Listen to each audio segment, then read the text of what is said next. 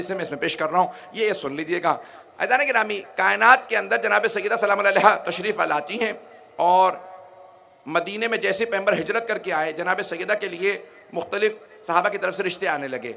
जनाब सरवर कायनात बस एक ही जवाब देते थे, गौर से सुनिएगा इसको, तौहीन का पहलू कभी भी पेश नहीं करूँगा क्योंकि मैं खुद जानता हूँ कि जनाब सैयदा सलाम अलैहा के मकाम और अज़मत उनकी क्या है। रिश्ते आने लगे, जो मुझे बात को पेश करना है। सरवर कायनात मस्जिद में बैठे होते, किसी ने रिश्ते के लिए जिक्र किया, पैगंबर ने एक ही जवाब सबको दिया, कहा इस अम्र का इख्तियार मेरे पास नहीं है।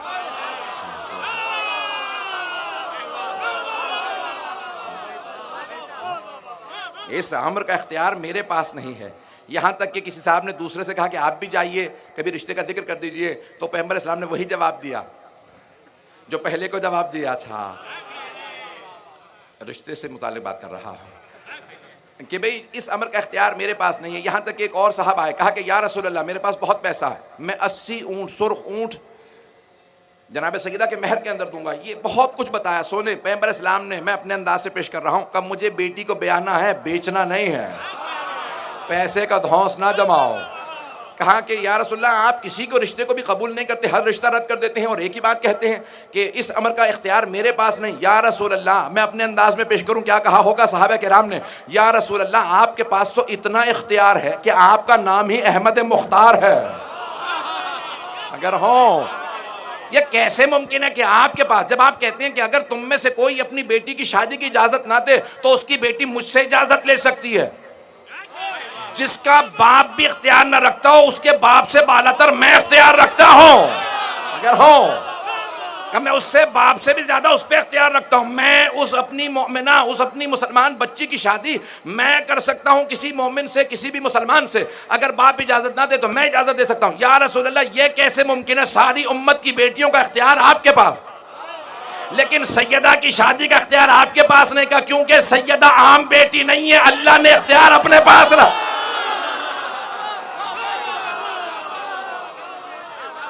सैयदा ने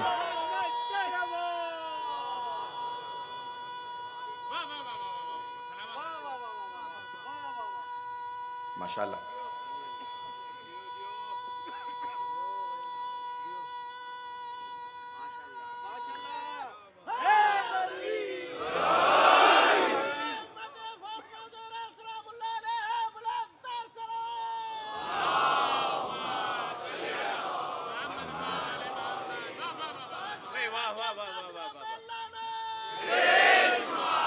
तवज्जो है सारे मजमे की मेरे साथ।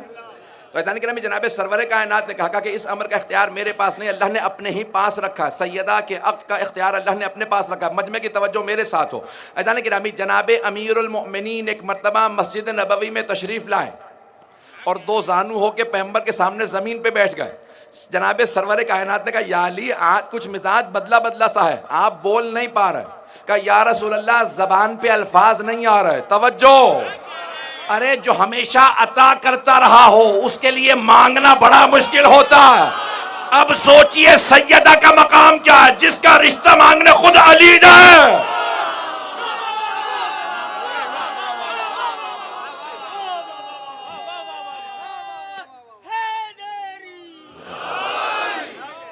तवज्जो फरमाइए हज़रात किराम, अगर चलना चाहेंगे तो मैं चलूंगा। यह अज़मत जनाब फ़ातिमा ज़हरा है। जनाब अमीर आए हैं, बैठे हैं, तो जानू ज़मीन पे। कौन जो बोल नहीं रहे आज?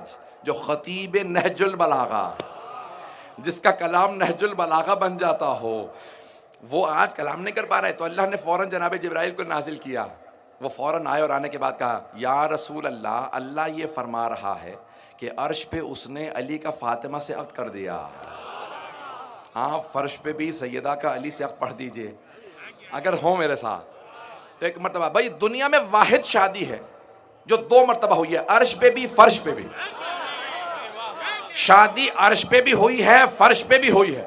दुनिया की वाहिद शादी है जो 2 मरतबा हुई है, अर्श पे फर्श पे। इसीलिए अल्लाह ने जनाब सैयदा को 2 तरह की नस्लें दी हैं, अर्शी और फर्शी। अर्शी मासूमीन है, फर्शी सादात है।